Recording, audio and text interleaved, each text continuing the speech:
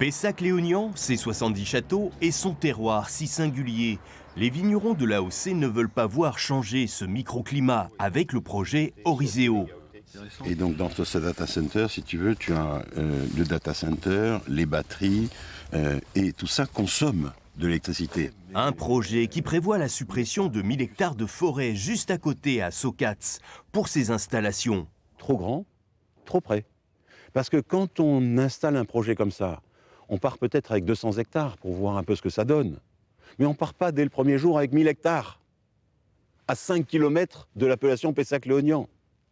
Notre microclimat chez nous, il est aussi intimement lié à cette forêt. Nos vins blancs ont besoin de fraîcheur, d'acidité. Il ne faut pas que les réchauffements climatiques soient accélérés par des mouvements comme ça. Le projet Oriseo, l'un des plus grands d'Europe, prévoit un parc photovoltaïque, un data center et de la production d'hydrogène.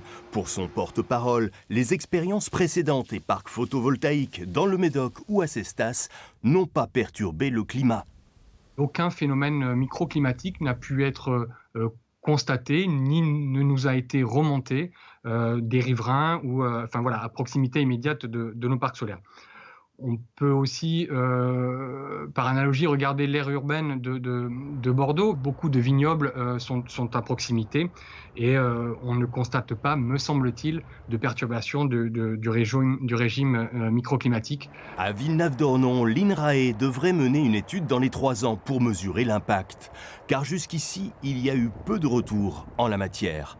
Il semble assez improbable qu'il y ait des effets significatifs de l'implantation de ce parc, à la fois en termes de température, de vent ou de précipitation. Néanmoins, sachant qu'il y a une incertitude à ce niveau-là, on a proposé à la région Aquitaine de mettre en place un projet de recherche sur 3 ans pour mesurer et vérifier ces impacts-là.